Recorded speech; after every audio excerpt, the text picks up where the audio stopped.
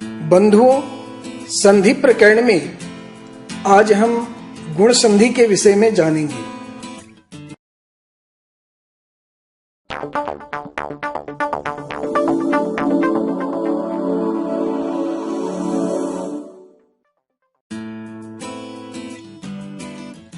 गुण संधि का नियम है अ या आ के बाद ई या ई हो, उ या ऊ हो अथवा री आवे तो दोनों के स्थान पर क्रमशः ए, ओ और अर हो जाता है। संस्कृत व्याकरण शास्त्र में ए, ओ को गुण कहा जाता है, इसीलिए इस संधि को गुण संधि कहते हैं। अब इसको विस्तार से देखिए। ह्रस्व अ के बाद ह्रस्व ई होने पर दोनों के स्थान पर एक गुण हो जाता है। जैसे मम जमा इव, यहाँ पर मम में म में अ, उधर इव का ई, दोनों मिलकर के एक ए बन गया तो रूप बना ममेव। उसी तरह पंच जमा इंद्रियाणि पंचेंद्रियाणि। आगे देखिए, ह्रस्व अ के बाद दीर्घ ई होने पर भी दोनों के स्थान पर एक गुण हो जाता है। जैसे परम जमा ईश्वरः, म में अ और ईश्वरः का ई, दोनों के स्थान पर एक ए बन गया तो रूप बन गया परमेश्वरः। उप जमा ईक्षा उपेक्षा, मम जमा ईप्सितम ममेप्सितम। दीर्घ आ के बाद ह्रस्व ई होने पर भी दोनों के स्थान पर एक ई गुण हो जाता है। जैसे मही जमा इंद्रः महेंद्रः, लता जमा इव लतेव, यथा जमा इष्टः यथेष्टः। दीर्घ आ के बाद दीर्घ ई होने पर भी दोनों के स्थान पर एक गुण हो जाता है। जैसे रमा जमा ईशः रमेशः, महाजमा ईश्वरः महेश्वरः। ह्रस्व अ के बाद ह्रस्व उ हो तो दोनों के स्थान पर एक ओ गुण हो जाता है।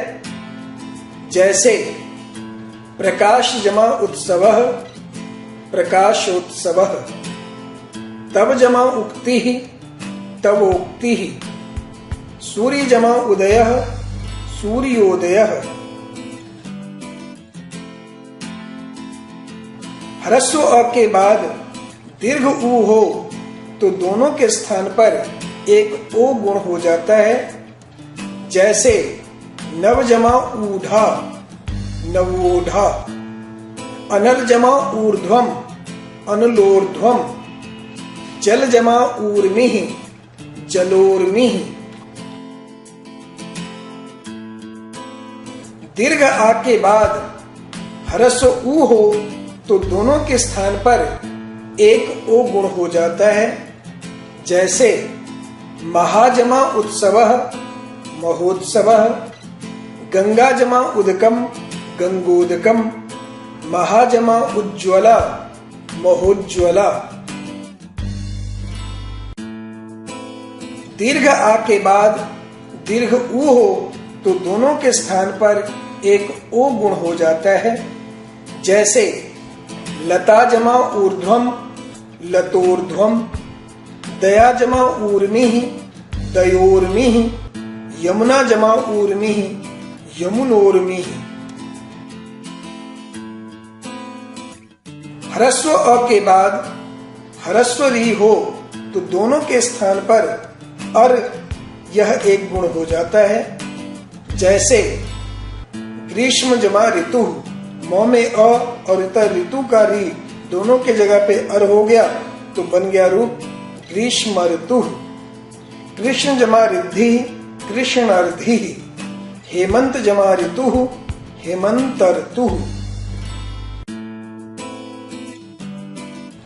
दीर्घ आ के बाद ह्रस्व री हो तो दोनों के स्थान पर भी एक अर्गुण हो जाता है, जैसे वर्षा जमा ऋतु वर्षर्तु, राजा जमा ऋषि राजर्षि।